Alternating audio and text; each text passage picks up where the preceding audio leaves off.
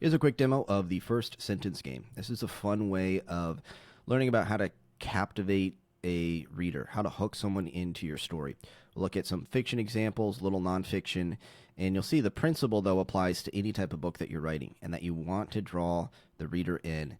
Otherwise, they might not buy the book if they're using the look inside feature and they're not as interested in what they see. The bigger reason, though, is plenty of people might buy your book. They might start to read it, but then if they're not hooked and drawn in, then they might put it down, get bored, go on to something else. So the way to do this, I'm just in the top 100 store here. You can go into different categories, whatever makes sense for you. Although I do find learning from other genres can be helpful because you'll get the principles behind it.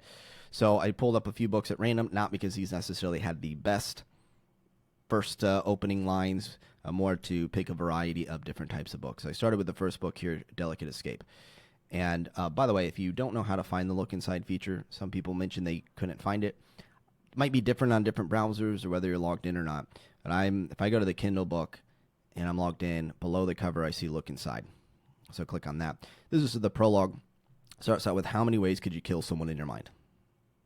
All right, provocative question. We have a strong word like kill someone. It's a question, though. It's in your mind, so we know this is not an actual, murder, psychological thriller type of thing. This is looks to be a romance, so it is the idea of in your mind. So they're like brainstorming here, gotten creative, buried alive with fire ants, etc. So it's kind of drawing you in, like, where is this going? What's going on with that provocative question? Next one is Fourth Wing. Conscription Day is always the deadliest. Maybe that's why the sunrise is especially beautiful this morning, because I know it might be my last. So we have extreme words, always, deadliest. It's not conscription day, is sometimes maybe a little dangerous for select few individuals. It's always the deadliest.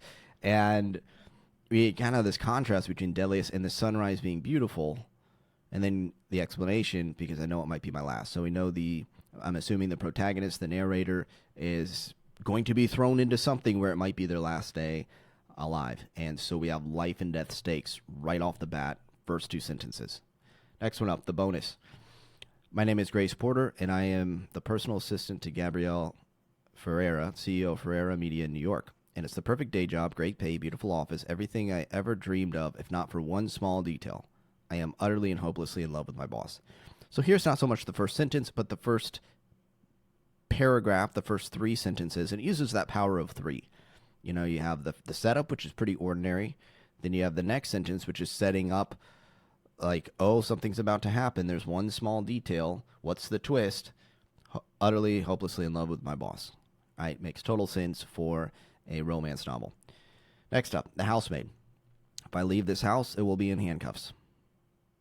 Right? So off the bat, you know that there's some sort of stakes. Was a crime committed, a real crime, or maybe they're falsely accused of something? We don't know. That creates that mystery, but we do know that someone is inside a house and they don't want to leave it because they're going to end up in handcuffs. So what's the crime they're suspected of? What's going on? It can draw you into the next sentence. I should have run for it while I had the chance.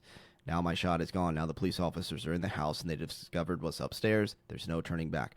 So what's upstairs? We have mystery. We have the police. This person's hiding from the police. All that, just within a few sentences. Then we go, this next one, fatal intrusion. Walter Kemp was not about to let her escape again. So we get this, come out wherever you are, he muttered in a sing-song voice. So now we have some sort of chase. It seems to be a cat and mouse type of situation where Walter Kemp is, chasing some woman or trying to capture her, do whatever. You don't quite know what's going on. But again, we kind of imply maybe some life and death type of situation. And, you get that within the first, sentence or two. And then to give a quick nonfiction example, is Atomic Habits. The introduction, my story. On the final day of my sophomore year of high school, I was hit in the face with a baseball bat. Right, so this is dropping you in the middle of the action, just like you see a lot of fiction books do. So this is nonfiction. Still that idea. You got hit in the face with baseball. What happened? How'd that happen? Are you okay? I mean, I guess you're still alive because you're writing this, but where's this going? right? So it wasn't on the final day of my sophomore year of high school, I played a baseball game.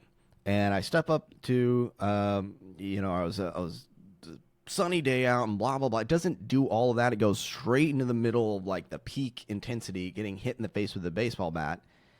And then it goes into the explanation. Classmate took a full swing, slipped out his hand, and came flying towards me before striking me between the eyes. I have no memory of the moment of impact. And then it goes on. Right. So, well, what happened from there? So it draws you into the story here. All right. So this is something you can see now in action how this works. So this is again a fun practice that you can go through, and it's key to study the principles. What are the elements that make for good opening lines? There's usually some mystery involved in it, but also some high stakes.